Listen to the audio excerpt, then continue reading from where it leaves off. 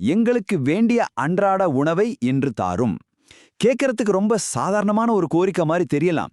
ஆனா இந்த சிம்பிளான வார்த்தைகளுக்கு பின்னாடி நாம நினைக்கிறத விட பெரிய ஆழமான அர்த்தங்கள் ஒளிஞ்சிருக்கு. அதைத்தான் நாம இன்னைக்கு கொஞ்சம் விலாவாரியா பார்க்க போறோம்.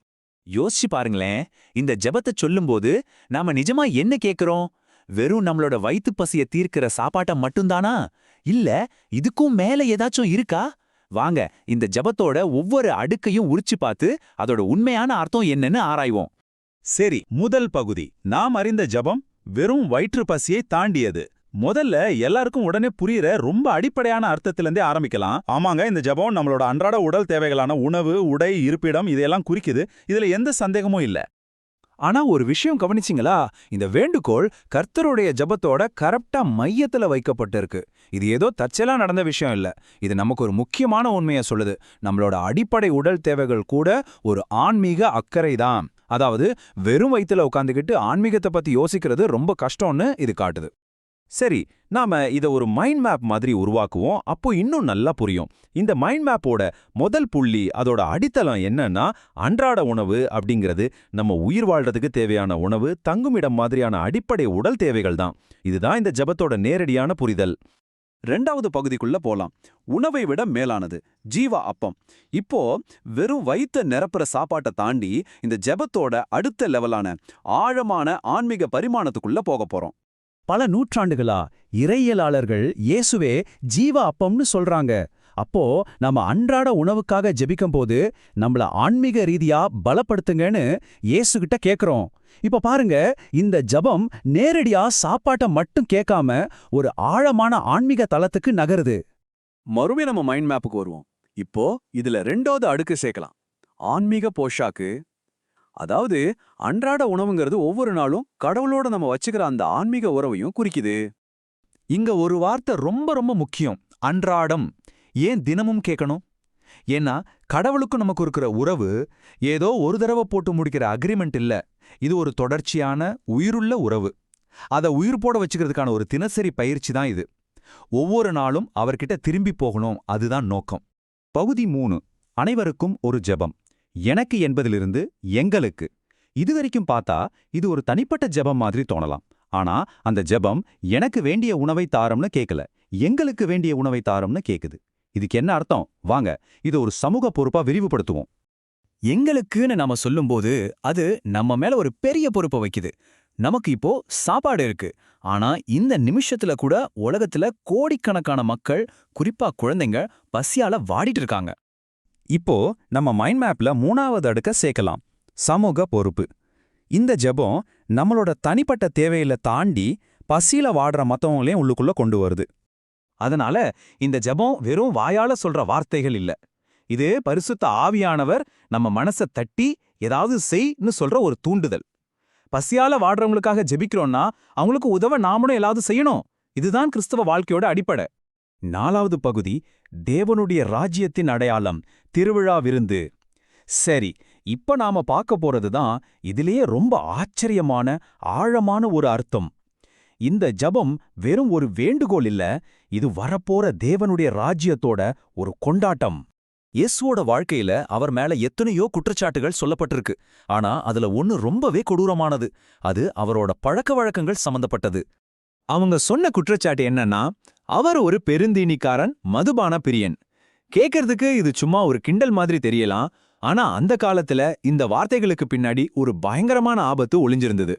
ஆமா, நீங்க கேட்டது சரிதான். அந்த காலத்துல இந்த குற்றச்சாட்டுக்கு மரண தண்டனை கிடைக்க வாய்ப்பு இருக்கு. ஏன் அப்படின்னு கேக்குறீங்களா? பழைய ஏற்பாட்டுல உபாகமம் 21ஆம் அதிகாரத்துல அடங்காத பெருந்தீனிக்காரனான ஒரு மகன் இருந்தா அவனை கல்லெறிந்து கொல்லணும்னு ஒரு சட்டம் இருந்துச்சு. இயேசுவோட எதிரிகள் இந்த சட்டத்தை பயன்படுத்தி அவரை ஒரு கழகக்காரன்னு முத்திர குத்த முயற்சி பண்ணாங்க. ஆனா உண்மை என்னன்னா, இயேசுவோட விருந்துகள் பாவத்தோட கொண்டாட்டம் இல்ல, அது வரப்போற தேவனுடைய ராஜ்யத்தோட திருவிழா. பாருங்க, இந்த வார்த்தைகள் உபாகமம் 21லிருந்து வருது. இது ஒரு பையன் அடங்காம கலகம் பண்ணினா அவனுக்கு மரண தண்டனை கொடுக்கணும்னு சொல்ற ஒரு முறையான சட்ட குற்றச்சாட்டு. அப்போ இயேசுவை இப்படி சொன்னதுக்கு பின்னாடி எவ்வளோ பெரிய ஆபத்து இருந்திருக்குன்னு யோசிச்சு பாருங்க. இது மரண தண்டனைக்குரிய ஒரு குற்றச்சாட்டு. அப்போ இயேசு செஞ்ச விருந்துகள் எல்லாம் கடவுளுக்கு எதிரான கலகமா? இல்லவே இல்ல. அது தன்னுடைய அப்பாவோட திட்டமான மீட்புக்கும் வரவேற்புக்கும் அவர் காட்டின விசுவாசம். அவர் கொண்டாடின ஒவ்வொரு விருந்தும் கடவுளோட ராஜ்யம் பூமிக்கு வந்துருச்சுங்கிறதுக்கான ஒரு உயிரோட்டமான அடையாளம். உண்மையில பைபிள் முழுவதுமே இந்த விருந்துங்கிறது கடவுளுடைய ராஜ்யத்தோட ஒரு முக்கியமான சின்னமா இருக்கு. வனாந்தரத்துல கொடுத்த மன்னாவா இருக்கட்டும், ஏசாயா தீர்க்கதரிசி சொன்ன விருந்தா இருக்கட்டும், ஏன் இயேசு கொடுத்த விருந்துகள் வரைக்கும் இது தொடர்ந்து வந்துகிட்டே இருக்கு. ஈசா எவ்வளவு அழகா சொல்றார் பாருங்க. அந்த விருந்துல கடவுள் மரணத்தையே விழுங்கிடுவாராம், எல்லா கண்ணீரையும் தொடச்சிடுவாராம். அப்ப இது வெறும் சாப்பாடு சம்பந்தப்பட்ட விஷயம் இல்ல, இது முழுமையான மீட்பு, முழுமையான மறுசீரமைப்பு பற்றியது. அப்போ எதுக்கு இயேசுவை இவ்ளோ விமர்சிச்சாங்க? 2 முக்கியமான காரணங்கள். 1, அவர் தப்பான ஆட்கள் கூட, அதாவது பாவிகள், ஒதுக்கப்பட்ட மக்கள் கூட சேர்ந்து சாப்பிட்டார். 2வது, தப்பான நேரத்துல, அதாவது தேசமே துக்கத்துல உபவாசம் இருக்கும்போது அவர் விருந்து கொண்டாடினார். ஏன்னா கடவுளோட ராஜ்யம் இப்போதே எல்லோருக்காகவும் வந்தாச்சுன்னு அவர் அறிவிச்சார். அதுதான் அவங்க எதிர்ப்புக்கு காரணம். இந்த ஜெபத்துல மத்தேயு எழுதுறதுக்கும் லூக்கா எழுதுறதுக்கும் ஒரு சின்ன ஆனா ரொம்ப முக்கியமான வித்தியாசம் இருக்கு.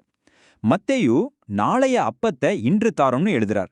அதாவது எதிர்காலத்துல வரப்போற அந்த ராஜ்யத்தோட விருந்த இப்போதே கொடுங்கன்னு கேட்கிறார். ஆனா லூக்காவோ ஒவ்வொரு நாளும் எங்களுக்கு தாரோம்னு சொல்றார். இது நம்மளோட அன்றாட தேவைகளை வலியுறுத்துது.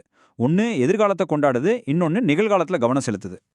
இப்போ நம்ம மைண்ட் மேப்போட கடைசி மற்றும் ஆழமான அடுக்கையும் சேர்த்து அதை முழுமையாக்கலாம். ராஜ்ய கொண்டாட்டம். இந்த ஜெபம் எதிர்காலத்துல வரப்போற அந்த பிரமாண்டமான விருந்தோட ஒரு டேஸ்ட இப்போதே அனுபவிக்கிறதுக்கான ஒரு அழைப்பு. கடைசி பகுதி, ஜெபத்தை தினமும் வாழ்தல், ஒரு செயலூக்கமுள்ள விசுவாசம். சரி, இவ்ளோ ஆழமான அர்த்தங்களை எல்லாம் புரிஞ்சுக்கிட்டோம். இதை எப்படி நம்மளோட அன்றாட வாழ்க்கையில செயல்படுத்துறது?